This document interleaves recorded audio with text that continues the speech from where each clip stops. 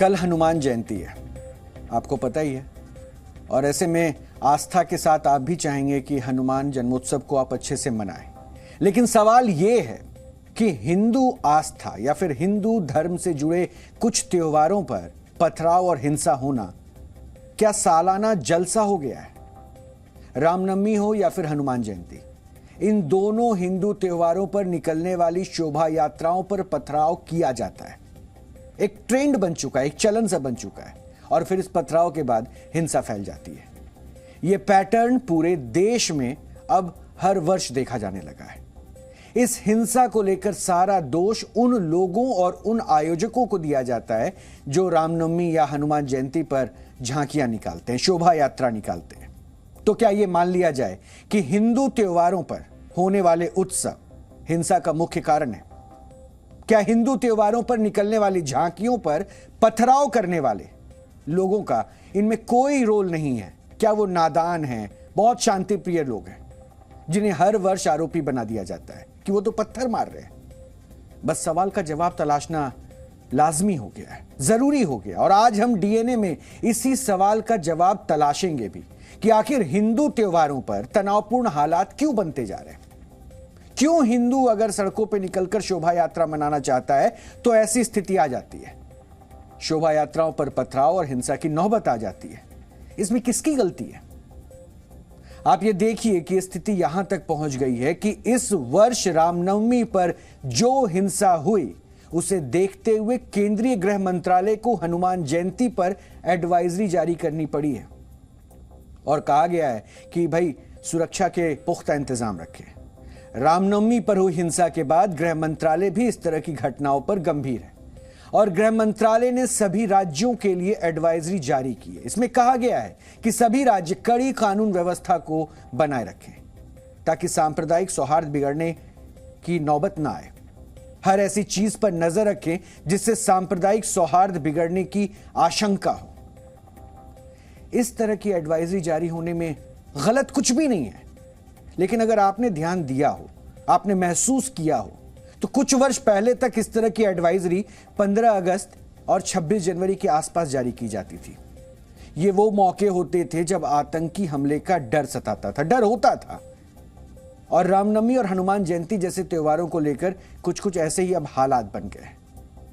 प्रशासन को भी झांकियों पर पथराव की आशंका और उसके बाद हिंसा फैलने का डर अब बना रहता है। दिल्ली के जहांगीरपुरी में हनुमान जयंती को लेकर सुरक्षा और ज्यादा कड़ी कर दी गई है। यह तस्वीर जहांगीरपुरी की है। यहां पुलिस ने फ्लैग मार्च निकाला। इस इलाके में दिल्ली पुलिस और पैरामिलिट्री की टीमें गश्त कर रही हैं। स्थिति यह है कि इस बार इस इलाके में शोभा यात्रा निकालने के लिए किसी भी संस्थान को अनुमति नहीं दी गई है, यानी किसी को भी शोभा यात्रा निकालने की इस इलाके में जहांगीरपुरी में परमिशन नहीं है। और यह सब कानून व्यवस्था बनाए रखने के लिए किया जा रहा है। पुलिस को आशंका है कि अगर हनुमान जयंती की शोभा यात्रा पर इन इलाकों में शोभा यात्रा लेकर लोग गुजरते हैं तो पथराव और हिंसा हो सकती है। दरअसल पिछले वर्ष जहांगीरपुरी में हनुमान जयंती शोभा यात्रा पर पथराव के बाद स्थिति बिगड़ गई थी।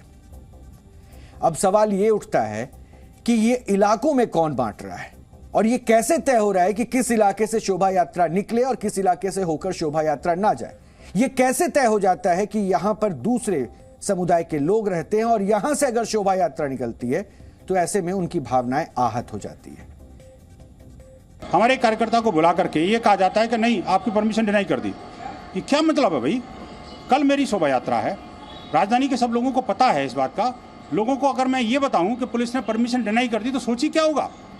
पुलिस को कम से कम संवेदनशील व्यवहार अपनाना चाहिए और कम से कम हिंदू धार्मिक यात्राओं को इस तरह से प्रतिबंधित करके हिंदुओं को घर के अंदर कैद रख के कब तक रखोगे भाई?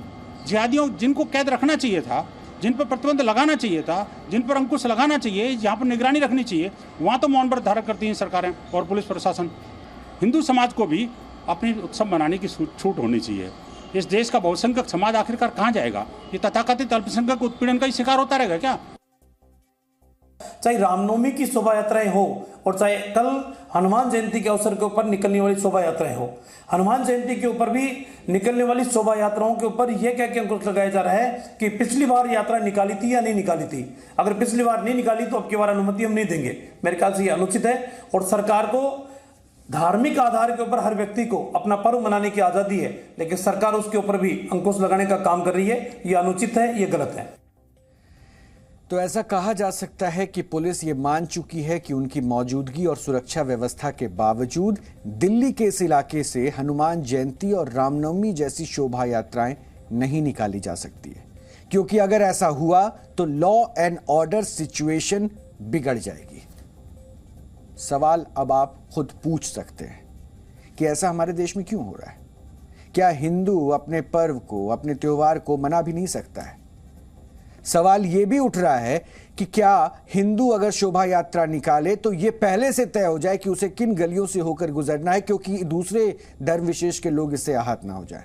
हालांकि एक अपील यह भी है कि किसी को उकसाने वाले शोभा यात्रा में अगर आप निकल रहे हैं और किसी को उकसाने वाले शब्दों का आप इस्तेमाल कर रहे हैं तो यह भी सही नहीं है।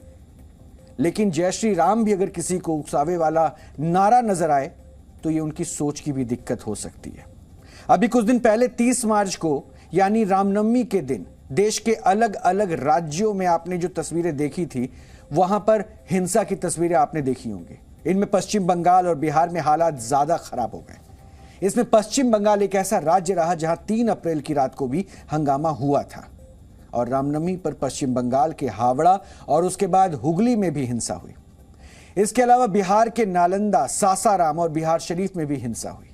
इन दोनों ही राज्यों में पुलिस प्रशासन रामनवमी की शोभा यात्राओं पर पत्थरबाजी और हिंसा रोकने में नाकामयाब रहा है। एक ऐसे वक्त में जब इन राज्यों के लोगों को पुलिस की ओर से सुरक्षा का आश्वासन मिलना चाहिए, उस वक्त लोगों को उनके भरोसे ही छोड़ा जा रहा है। मतलब आप अपनी स्थिति के जिम्मेदार खुद होंगे।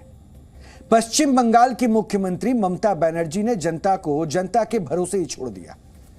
हम आपको हिंसाग्रस्त बंगाल की मुख्यमंत्री ममता बनर्जी के 2 बयान आज सुनवाना चाहते हैं। सुनिए एक बार पहले। একদিকে রমজান মাস চলছে, অন্যদিকে শুভ নববর্ষ আসছে। আগামীকাল হনুমান দেবের পুজো আছে। সবাই শান্তিতে ভালো করে সব কিছু পালন করুন। শান্তিতে পালন করলে কোনো অসুবিধা হয় না। আমি এখনো বলি, উৎসব যার যার নিজের, আর ধর্ম যার যার নিজের। উৎসব কিন্তু সবার সবার উৎসবে আমরা যেন সবাই মিলিত হতে পারি এবং শান্তিপূর্ণভাবে আমরা ঈশ্বরী বলুন, আতলাই বলুন, জৈনী বলুন, বৌদ্ধই বলুন, খ্রিস্টানই বলুন, সবার কাছে আমরা যেন শান্তির প্রার্থনা করতে পারি। সারা পৃথিবীটা শান্তি থাক, দেশে শান্তি থাক, বাংলায় শান্তি থাক। আর একটা দিন আমি অ্যাডমিনিস্ট্রেশনকে সতর্ক করব, 6 তারিখটাও মনে রাখবেন আমাদের ছেলে মেয়েরাও। 6 তারিখটা আমরা বজরং বলীকে সবাই সম্মান করি, কিন্তু ওরা যেন দাঙ্গার নামে আবার কোনো প্ল্যান করতে না পারে, এটা মাথায় রেখে দেবেন। সারা ভারতবর্ষে করছে। 6 তারিখটা আমি হিন্দু ভাই বোনেদের দায়িত্ব দিয়ে রাখবো। রমজান চলছে, মুসলিমদের ওপর যাতে কোনো অত্যাচার না হয়, হিন্দু ভাই বোনেরা গ্রামে গ্রামে, জেলায় জেলায় ওদের প্রোটেক্ট করবেন, ওদের ভালো করে রক্ষা করবেন। ওরা মাইনরিটি, ওরা যেন আমাদের কাছ থেকে বিচার পায়। पश्चिम बंगाल के मुख्यमंत्री ममता बनर्जी ने जो बातें कही उसको आपने अगर समझ लिया हो तो एक बात बहुत अहम है। दीदी ने कहा हिंदुओं की जिम्मेदारी बनती है, उनको भाईचारा निभाना चाहिए और साथ ही साथ ये देखना चाहिए कि रमजान का पवित्र महीना चल रहा है और ऐसे में मुसलमान भाई बहनों की रक्षा करनी चाहिए। बहुत अच्छी बात है। शायद इस बयान में वो हिस्सा भी अगर दीदी जोड़ देती कि हिंदुओं के भी पर्व और त्योहार चल रहे हैं और ऐसे में माहौल को तनावपूर्ण बनाने से रोकने के लिए उनकी भी जिम्मेदारी बनती है, तो शायद इस बयान में और ज्यादा शक्ति नजर आती, एकता की बात नजर आती। वैसे पहले बयान में ममता बनर्जी शांति का संदेश दे रही है और उनका कहना है कि सब नियमों का पालन करें। दूसरे बयान में वो एक तरह से हनुमान जयंती पर हंगामे की भी चेतावनी दे रही है और इसके लिए वो ये त्योहार मनाने वालों से कह रही है, यानी हनुमान जयंती मनाने वाले हिंदुओं से कह रही है कि वो अल्पसंख्यकों की रक्षा करे। क्या ममता बनर्जी ये कहना चाहती हैं कि रामनवमी या हनुमान जयंती मनाने वाले लोग अल्पसंख्यकों पर अत्याचार कर रहे हैं? इन दोनों ही बयानों में कहीं भी रामनवमी की शोभा यात्रा पर हुई पत्थरबाजी की चर्चा नहीं की गई है और ना ही अगले दिन जुम्मे की नमाज के बाद हुए हंगामे का जिक्र किया गया है। कोलकाता हाई कोर्ट ने पश्चिम बंगाल सरकार से इस हिंसा पर जानकारी मांगी थी और पश्चिम बंगाल सरकार ने शिवपुर और रिसड़ा में हुई हिंसा पर अपनी रिपोर्ट पेश की थी। हाई कोर्ट ने बंगाल सरकार को सुरक्षा व्यवस्था कड़ी करने के निर्देश दिए हैं। पश्चिम बंगाल सरकार को शोभा यात्राओं के रूट को सुरक्षित करने के लिए बैरिकेड्स लगाने के निर्देश दिए गए। इसके अलावा पुलिस प्रशासन से शांति मार्च निकालने को कहा गया है ताकि लोग खुद को सुरक्षित महसूस कर सके। कोर्ट ने यह भी कहा है कि अगर पुलिसकर्मी कम हैं तो केंद्र से सुरक्षा बल मांगे जाएं। यह अलग बात है कि दीदी ने दरअसल केंद्रीय सुरक्षा बलों पर हमेशा शंका जाहिर की है, चाहे वो पश्चिम बंगाल चुनाव का वक्त था या अभी की जो स्थिति है। और कोर्ट के निर्देश के बाद कुछ खास नियम तय हुए हैं, यह भी सच्चाई है, जैसे कि ऐसे क्षेत्रों में शोभा यात्रा नहीं निकाली जाए जहां धारा 144 लगी है। चुनिंदा संस्थाओं को ही शोभा यात्राओं की अनुमति दी जाएगी। संवेदनशील इलाकों में बैरिकेड लगाए जाएंगे और शोभा यात्रा को तय समय पर ही खत्म करना होगा। कोर्ट ने ममता सरकार की तैयारियों को लेकर रिपोर्ट मांगी थी और कोर्ट यह जानना चाहता था कि ममता सरकार ने हनुमान जयंती को लेकर सुरक्षा व्यवस्था की कैसी तैयारियां की हैं। इस पर ममता सरकार की ओर से जो जानकारी दी गई उसको लेकर भी विवाद हो रहा है। ममता सरकार की ओर से यह कहा गया कि शोभा यात्राओं के दौरान कानून व्यवस्था बिगड़ी तो इसकी जिम्मेदारी आयोजकों की मानी जाएगी। यानी दीदी के पुलिस वालों की कोई जिम्मेदारी नहीं होगी। व्यवस्था बिगड़ी, हंगामा हुआ, तनावपूर्ण स्थिति पैदा हुई तो जो आयोजक करता होंगे जिम्मेदार वो होंगे। शोभा यात्राओं को पूरे रूट पर बैरिकेडिंग नहीं होगी, यानी जहां से इनका शोभा यात्रा का पूरा रूट होना है उस पर बैरिकेडिंग नहीं होगी। केवल संवेदनशील क्षेत्रों में बैरिकेडिंग की जाएगी और जिन क्षेत्रों में धारा 144 लगी है वहां पर शोभा यात्राओं को अनुमति नहीं मिलेगी। शोभा यात्राओं के आयोजकों से जुड़ी जानकारी प्रशासन को देना अनिवार्य होगा। पश्चिम बंगाल सरकार के मुताबिक हनुमान जयंती को लेकर ऐसी संस्थाओं के अनुमति पत्र भी आ रहे हैं जिसके बारे में कोई जानकारी ही नहीं है। यानी एक तरह से ममता सरकार ने अपनी जिम्मेदारियों से पल्ला झाड़ लिया है। हनुमान जयंती के अवसर पर शोभा यात्राओं की अनुमति राज्य सरकार के विवेक पर छोड़ दिया गया है, लेकिन इस शोभा यात्रा की सुरक्षा की गारंटी ममता सरकार नहीं ले रही है। उल्टा वो किसी भी तरह की हिंसा के लिए आयोजकों को ही जिम्मेदार बनाना चाहती है। क्या ऐसा करके पश्चिम बंगाल सरकार हिंदू त्योहारों की शोभा यात्राओं पर लगाम लगाना चाहती है? लोग ममता सरकार से सवाल पूछ रहे हैं कि रामनवमी की शोभा यात्रा पर पथराव करने वालों पर कार्रवाई कब होगी और क्या रामनवमी की शोभा यात्रा पर की गई पत्थरबाजी के लिए आयोजक जिम्मेदार थे? आपने वो तस्वीरें देखी होगी, हमने लगातार वो तस्वीरें दिखाई कि पत्थरबाज पत्थरबाजी करने में व्यस्त थे और पुलिस वाले वहां पर शांति से खड़े थे, जेब में हाथ डाल के, कमर पर हाथ रखे। इन तस्वीरों के बाद शायद दीदी की सख्ती उन पर होनी चाहिए थी जिनको प्रशासनिक व्यवस्था संभालने की जिम्मेदारी दी गई थी। यानी पुलिस से कड़ाई से सवाल पूछना चाहिए था कि आपके रहते हुए भी ये पत्थरबाज कैसे पत्थरबाजी कर रहे हैं। ये देखिए, यही वो तस्वीर है, पत्थरबाजी चल रही है और बगल से पुलिस वाले भी गुजर रहे हैं, लेकिन इन सवालों का जिक्र नहीं किया गया। और अब हिंदू त्योहारों को कैसे मनाना है, उन्हें किन रास्तों से गुजरना है, इसकी जिम्मेदारी तय कर दी गई और अगर कुछ भी होता है तो इसके जिम्मेवार खुद आयोजक होंगे, यह भी बता दिया गया। यानी दीदी के राज्य में पुलिस प्रशासन की जिम्मेदारी नहीं होगी। बंगाल की सरकार अपराधी है।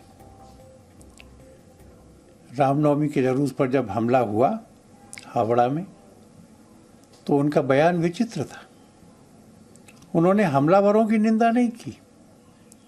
उन्होंने पीड़ित लोगों से कहा, तुम उस मोहल्ले में गए क्यों? और फिर पीड़ित लोगों को कहा, मैं तुम पर कार्रवाई करूंगी। एक तरह से हमलावरों को तो उन्होंने क्लीन चिट दे दी। ममता जी जब बोलती हैं कि रमजान के दिनों के अंदर आप मुस्लिम एरियो में नहीं जाएंगे और रामनवमी में आप कुछ भी करते रहेंगे, तो इसका साफ दिखाई देता है आप मुसलमान हिंदू आप करेंगे तो ये भावनाएं पैदा ही होंगी अपने आप ही। आप किस प्रकार की बातें करते हैं, किस प्रकार का बिहेवियर करते हैं, आपको एक पक्ष में खड़े हुए दिखाई देते हैं, आपकी पुलिस वहाँ पे भेदभाव करती हुई दिखाई देती है, आपकी पुलिस लॉ एंड ऑर्डर को नहीं संभाल पाती। मुझे लगता है कि ममता बनर्जी शासन करने के लायक नहीं है, उनको इस्तीफा दे देना चाहिए। ये मुद्दा उठाकर दंगा लगा रहा है, ये दंगा कहाँ हुआ? जहाँ माइनॉरिटी वाला ज़्यादा है वो फिरहाद हकीम के बाद में बोला जब मिनी पाकिस्तान जहाँ जहाँ है वो मिनी पाकिस्तान में दंगा हुआ है, और जहाँ 2-5 घर बहुत लाखों लाखों का अंदर माइनॉरिटी वाला है उनका पर कोई हमला हुआ क्या? रामनवमी और हनुमान जयंती जैसे त्योहारों को पिछले कुछ वर्षों में टारगेट किया जा रहा है और ये एक ट्रेंड सा बन चुका है, चलन सा, जिसमें इन त्योहारों पर निकलने वाली जो शोभा यात्रा होती है उनको बार बार निशाना बनाया जाता है, उन पे पत्थर बरसाए जाते हैं। और यह पथराव तब होता है जब शोभा यात्रा किसी खास क्षेत्र से गुजरती है। इसकी तैयारी इन त्योहारों से कुछ दिन पहले ही कर ली जाती है, और ऐसा इसलिए भी कहा जा रहा है क्योंकि पत्थरबाजों के पास पहले से ही बड़ी मात्रा में पत्थर मौजूद होते हैं और खास क्षेत्रों में शोभा यात्राओं को बाधित करने के लिए पत्थर इकट्ठा कर लिए जाते हैं। अब हम आपको पिछले वर्ष की कुछ तस्वीरें दिखाना चाहते हैं। कुछ वर्षों के दौरान हिंदू त्योहारों पर पत्थरबाजी के ट्रेंड से जुड़ी ये घटनाएं बताती है कि क्या स्थिति रही है। पिछले वर्ष हनुमान जयंती के दिन देश के अलग अलग इलाकों में शोभा यात्राएं निकाली गई थी और इन शोभा यात्राओं पर विशेष समुदाय की भीड़ ने पथराव किया था। ये सब ने देखा। 16 अप्रैल वर्ष 2022 को दिल्ली के जहांगीरपुरी में शोभा यात्रा पर पथराव किया गया था और इस पथराव के बाद इस पूरे इलाके में तनाव फैल गया था और इस पत्थरबाजी के मामले में मोहम्मद अंसारी समेत 14 लोगों को गिरफ्तार किया गया था और इन लोगों के खिलाफ 2063 पन्नों की चार्जशीट भी फाइल की गई थी। शोभा यात्रा पर हुई पत्थरबाजी और हिंसा में 8 पुलिसकर्मी समेत 9 लोग गंभीर रूप से घायल हो गए थे। और उसी जहांगीरपुरी में अभी थोड़ी देर पहले हमने आपको तस्वीर दिखाई कि पुलिस फ्लैग मार्च कर रही थी और इस बार शोभा यात्रा निकालने की परमिशन नहीं दी गई है। 16 अप्रैल 2022 उत्तराखंड के भगवानपुर में एक शोभा यात्रा पर विशेष समुदाय की भीड़ ने पथराव किया था। इस पथराव में 10 लोग गंभीर रूप से घायल हो गए थे।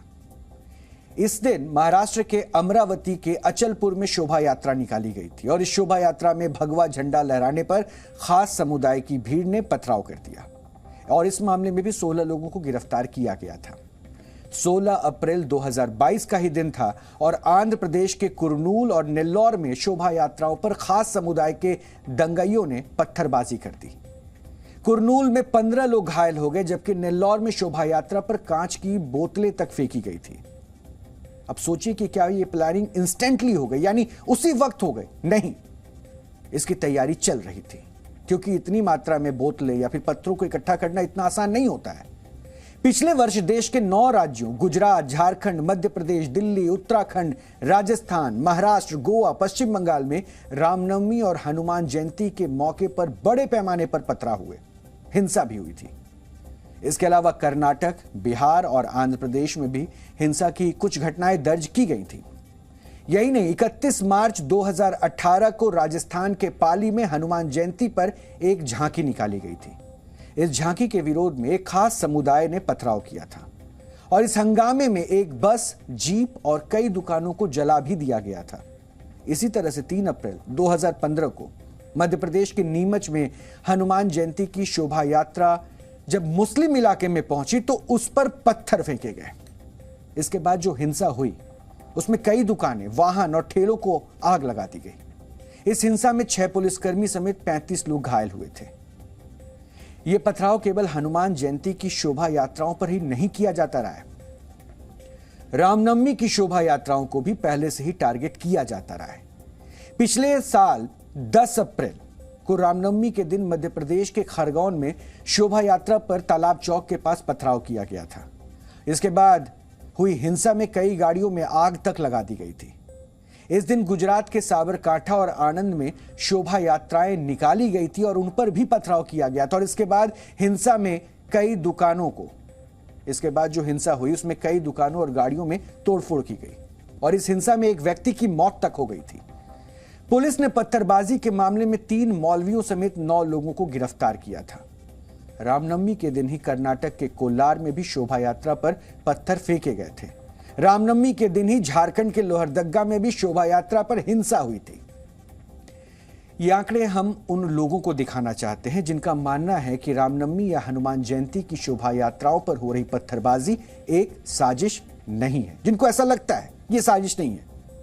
यहां यह समझना जरूरी है कि साल दर साल रामनवमी और हनुमान जयंती की शोभा यात्राओं को लेकर एक ऐसा खौफ बैठाया जा रहा है, एक ऐसे डर को पैदा किया जा रहा है जिससे ये शोभा यात्राएं निकलनी बंद हो जाए। ऐसा नहीं कहा जा सकता है कि शोभा यात्राओं में होने वाली पत्थरबाजी अचानक किसी के उकसाने पर की जाती है, क्योंकि ऐसा साल दर साल नहीं हो सकता है। यह तभी मुमकिन है जब किसी बड़ी साजिश के तहत हिंदू त्योहारों, खास करके रामनवमी और हनुमान जयंती को टारगेट किया जा रहा हो। वक्त के साथ आज ये स्थिति बन गई है कि रामनवमी और हनुमान जयंती की शोभा यात्राओं को शांति व्यवस्था खराब होने की बड़ी वजह के तौर पर पेश किया जाने लगा है। यानी हिंदुओं के ये दो त्योहार अब शांति व्यवस्था को चुनौती दे रहे हैं। ऐसी स्थिति आ चुकी है कि केंद्रीय गृह मंत्रालय को देश के सभी राज्यों के लिए एडवाइजरी जारी करनी पड़ रही है।